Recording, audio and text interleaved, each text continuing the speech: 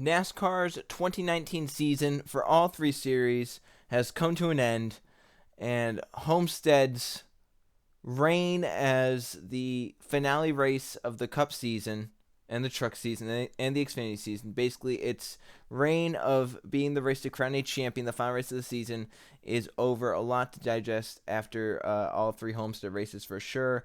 I'm recording this before inspection has been completed. I honestly see no possible way that NASCAR would fail the champion after the champion not only goes through all the stuff in victory lane, but like it would be a huge black eye to the sport if the champion of their top series were to fail inspection. So I doubt a champion is ever going to fail inspection.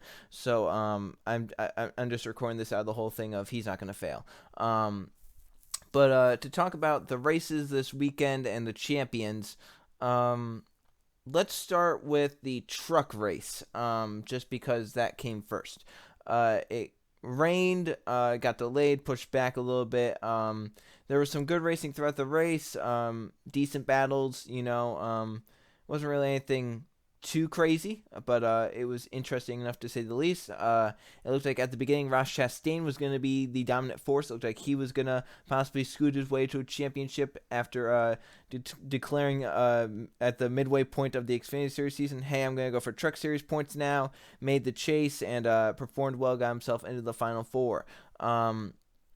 Stuart Friesen, in what has been his breakout season in the Truck Series, won his first ever asphalt race at Phoenix, won his first ever truck race ever at Eldora this season, so he was coming off a lot of momentum, made into the Final Four, that win at ISM, and it looked like he was also going to be a factor for the championship at the beginning. He and Ross Chastain were battled up at the front for most of the first part of the race. Meanwhile, Matt Crafton kind of sat inside the top five, just outside the top five, and Ross Chastain sat just behind him for most of the race. Brett Moffitt. Brett Moffitt sat just behind Crafton and never really was a factor throughout the race.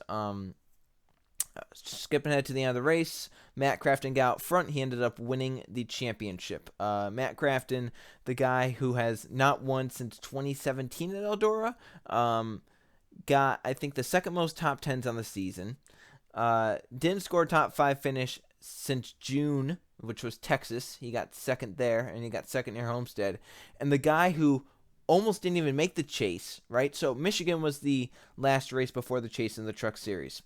He almost missed out there. He had the best average finish at the time. He almost got eliminated in round 1, but didn't because his teammate also blew an engine, Grant Enfinger. He barely made it in to the Final Four, and then he won the championship. So, it was definitely quite the road for Matt Crafton. And while he definitely was not the most deserved of the Final Four drivers to win the championship, he won the championship. And, I hate the format just as much as the next guy, but I've gotten to a point now where I really don't care anymore. Like, it's not going to change. NASCAR's not going to change it. So why complain about it? I'm more in the mode of I hate giant ass spoilers now, so I'll complain about that.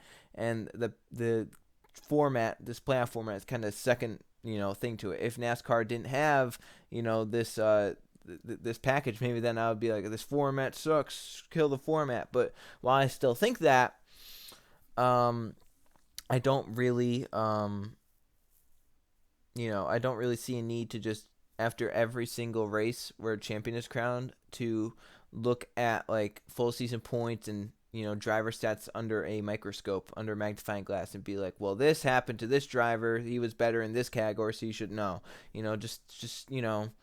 Matt Crafton won the championship. He and his team did what they needed to do under the format. They called they called the chase like they needed to under the format. They made it to the Final Four, and that's what they needed to do under this format. They did what they needed to do. They deserve, him and Junior Joyner deserve every ounce of credit that they can get. Hate the game, not the player. And I hope people realize that hey, don't hate Matt Crafton for going out and winning the championship and stealing it from Moffitt, who definitely deserved it, and Finger, who deserved it. Blame the game, blame the format, So, that's how that went. It was a good race. Wasn't anything great. Wasn't anything spectacular. It was just good. Then we move on to the Xfinity Series race. which I got to watch, I think, the last 40 or 50 laps of it.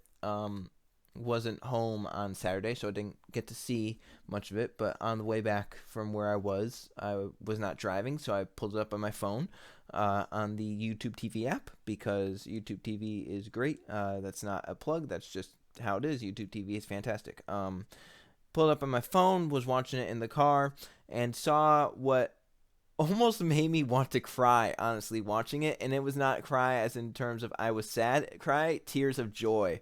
I'm actually tearing up right now thinking about it because absolutely outstanding race for the championship.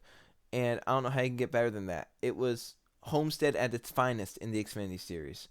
And then I went and I watched on Motorsports and NBC, their YouTube channel, watched their highlights of the Xfinity Series race. And let me tell you, that race was insane. So at one point, Cole Custer had loose wheel to come down pit road. That was stage 2, I believe. He came off pit road 1 lap down. He got himself into the free pass position. And then at the white flag in stage number 2, since he had fresher tires, he gained on Austin Cindric and passed the man. As the yellow flag came out, he got himself back on the lead lap and back into contention. So then it was still a battle between all four. It was Custer, Reddick, Bell, and Allgaier.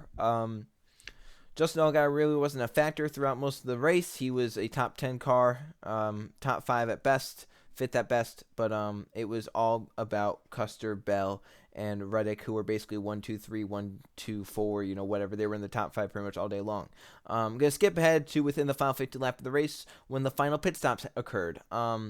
It was Reddick, Custer, and Bell all running the high style on the racetrack. Allgaier comes in from 6th position early to get his pit stop done early, get the fresh tires early to try and then leapfrog those drivers up at the front. Christopher Bell sees this, his team sees this, says we should come down pit road. He comes down pit road. The problem is he misses pit entrance. He tries to get on too hard, misses pit entrance. A huge mistake. He has to go around. Then he comes in. Reddick and Custer still stay on the racetrack, though. Bell misses pit road, right? Goes onto the racetrack with the fresh tires. Lap or 2 later, Reddick and Custer pit. Custer beats Reddick off pit road. They basically drag race on the access road. Meanwhile, Austin Cindric, who pitted around with Justin Allgaier, flies by to get to the race lead. Christopher Bell, who missed pit road, right? He missed pit road, got slowed down because of that, but still came in earlier than those drivers. Even with missing pit road, he gets ahead of them, flies around them. Custer comes up onto the racetrack, Reddick following him. Custer tries to block Allgaier. Reddick leaves Allgaier room through the middle. Allgaier just splits the middle of those two, gets by them. Then they're 3 wide, come off turn 4, and they run down Christopher Bell and Austin Cindric because they're on worn tires. And then it's a battle between Cole Custer and Tyler Reddick. Reddick gets by Cole Custer with a big slide job move. Custer tries to replicate it. It doesn't work in 3 and 4. Reddick pulls away a little bit. It's up to about a second lead, but then Custer starts to slowly reel him back, and it's down to about half a second, about 0.6 of a second. He's gaining it back, but then in 3 and 4, gets in the wall pretty hard, which basically ends any shot he had at championship, and it allows Tyler Reddick to get back-to-back Xfinity Series championships. Well-deserved this season. I know last season a lot of people said he didn't deserve it. He was 200 points back or whatever. This season absolutely deserved it. While he wasn't the most explosive, Bell won, 8 races, led like over 2,000 laps. Tyler Reddick led like 500 laps. But he won a good amount of races. I think he got the most top 5s and top 10s. If not the most top 5s, I think definitely the most top 10s. He was absolutely explosive this season. And when he didn't finish inside the top 10, it's only because he crashed. So Reddick drove the wheels off that 2 car this season and definitely got a well-deserved championship. So if there were any doubters about last season and Tyler Reddick about how he didn't deserve it, he deserved it this season. He is a true Xfinity Series champion. And finally, we ended out with the Cup Series, which didn't make me want to cry as much as the Xfinity Series race, and it wasn't really great, I'll be honest. I think it was definitely the worst of the 3 races this weekend. It just wasn't great, it just wasn't entertaining it was entertaining at some points, but overall, it was just kind of bland, it really just did not have the feel of a championship race like the others have in the past. It almost reminded me of 2017's race, which was pretty bland as well. So early on, Martin Truex Jr. established himself as the dominant driver of the race. He got out front in stage number 1 and won the first stage of the race. But issues were still yet to arise with the whole pit strategy and whatnot. So under stage 2, normal pit stops were occurring. Drivers came down pit road. Truex comes off pit road, gets beat by Kyle Busch, but there are some bigger issues on the 19 car other than Kyle Busch beating him out of pit road. He is very slow. And why is he so slow? Well, there was an issue on pit stops. Whoever had the tires laid out, they got them mixed up. The left front tire went on the right front. The right front tire went on the left front, which is a no-no in NASCAR in terms of camber and caster and air pressures and all this different stuff you do to the tires. If you put them on reverse ways, that is a disaster. So they have to come back down pit road. They fall a lap down, but the 19 is so fast. He goes up there. He gets by Daniel Suarez, right? He's in the lucky dog position. And how lucky is he but to catch the only caution for the only real caution during the race he caught while in the lucky dog position. John Nemechek gets sideways, spins down the racetrack, gets it going straight. NASCAR calls the yellow. Martin Truex Jr. gets the lucky dog position because of that, then gets a stage break afterwards where I think he's like fourth or something. He came up through the field. So on the restart, whatever, it's Kyle Busch and Kevin Harvick battling. By the way, Kyle Busch and Kevin Harvick had a pretty cool battle in stage 2, I believe it was. They were just behind Larson, and Busch was faster than Larson, but couldn't get around him because once again, giant-ass spoilers. And, Harvick would get down underneath Busch and slap in front of him. Then Busch would get back down to the inside, have to run off the top side, slide him. And they were doing that like lap after lap, which was pretty cool. That was probably the best part of the race. Once again, late in the race, Kyle Busch pulled away from the championship contenders behind like Denny Hamlin and Kevin Harvick and Martin Truex Jr. Truex gets by Harvick, then starts to run fast laps, but quickly kind of stalls out behind Denny Hamlin. And then the crucial final pit stops of the race start to occur. So Kyle Busch comes down, Denny Hamlin comes down. Truex and Harvick stay out on the racetrack, hoping to either catch a yellow, because there's only 5 cars on the lap, or to just get fresh tires late in the run, then maybe run Busch and Hamlin down. Problem is, it's not going to be running Denny Hamlin down anytime soon, because Denny Hamlin on the pit stop, I don't know what it was, I don't know why they tried this, but they put a huge slab of tape on the front end of the grill. Huge. I don't even know how to describe how big this piece of tape was, but it was literally maybe even more than half of the grill opening. It was insane how huge this piece of tape was. They slap it on, and quickly Hamlin goes, "I'm overheating, man. I don't know. I'm overheating." So then they have to come back down pit road with water steaming out of the car. Falls a lap down, gets the lap back late in the race, but with no yellows coming out in stage number 3, it was really just the death to Denny Hamlin. Maybe he would have had shot Kyle Busch late in the race if that didn't happen, but Kyle Busch then just had a cakewalk. No yellow comes out. Truex, Harvick come down pit road. Truex comes out like 10 seconds behind, gains time, but Kyle's just taking easy at that point.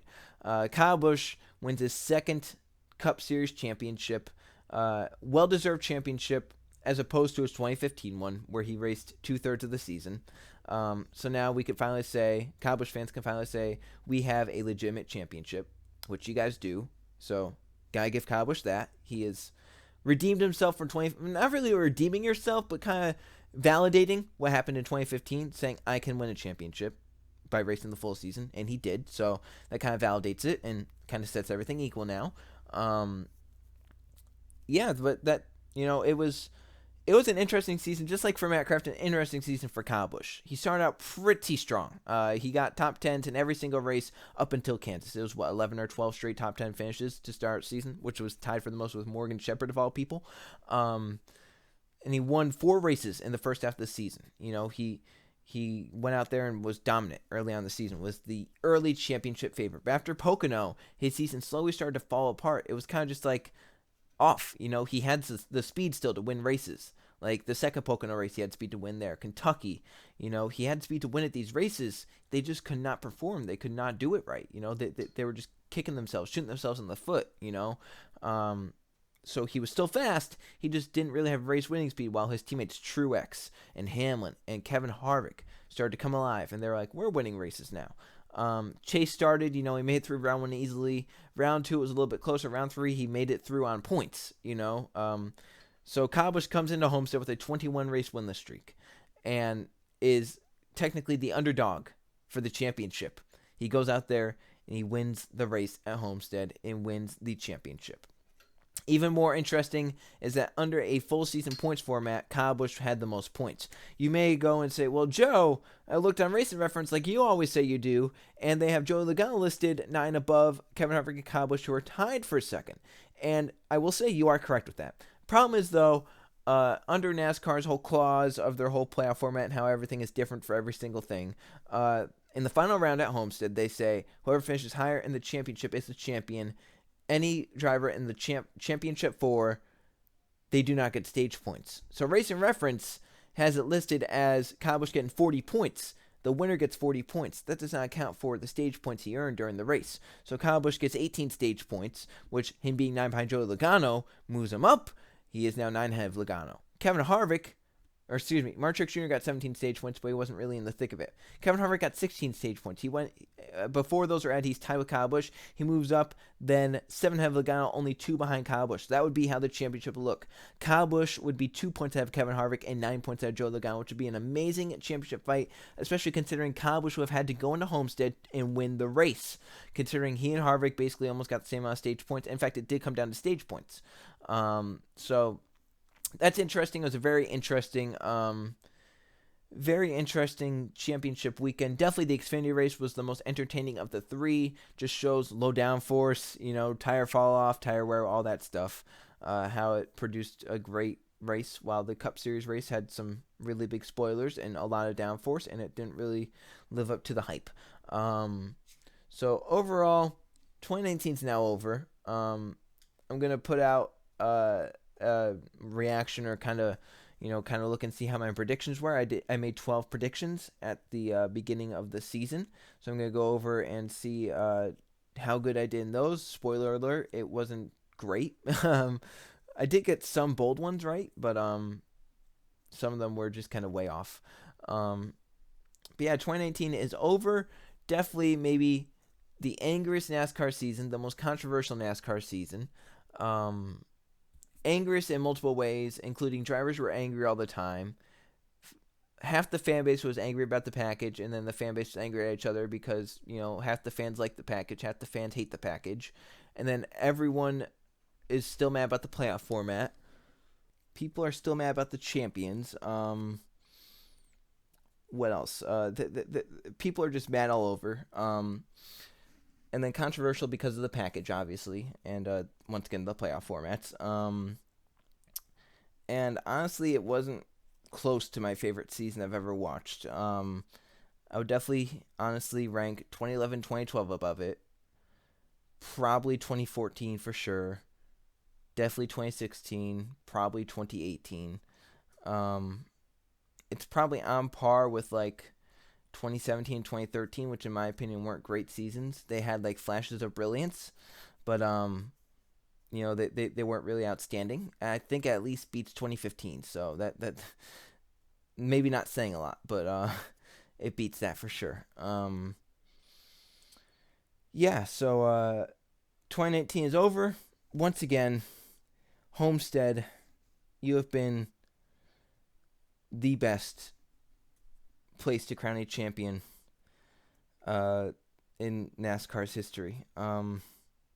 It's been the perfect finale racetrack.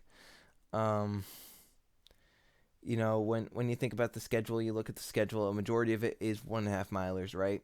So what better place to have the championship than at the best 1.5 miler on the circuit? The 1.5 miler that produces the best racing, that is the test of man and machine both. It's been definitely the best track to host NASCAR's finale. It has seen, drivers score 5 straight championships. It's seen drivers get their first championships. It's seen ties. It's seen historic numbers, 7 championships. It's seen, drivers come back from injuries and win championships. It's seen Jeff Gordon retire, Dale Earnhardt Jr.'s last race, Tony Stewart's last race. Homestead has been a huge part of NASCAR since it became the finale back in 2002. And I can definitely say I'm sad to see it go.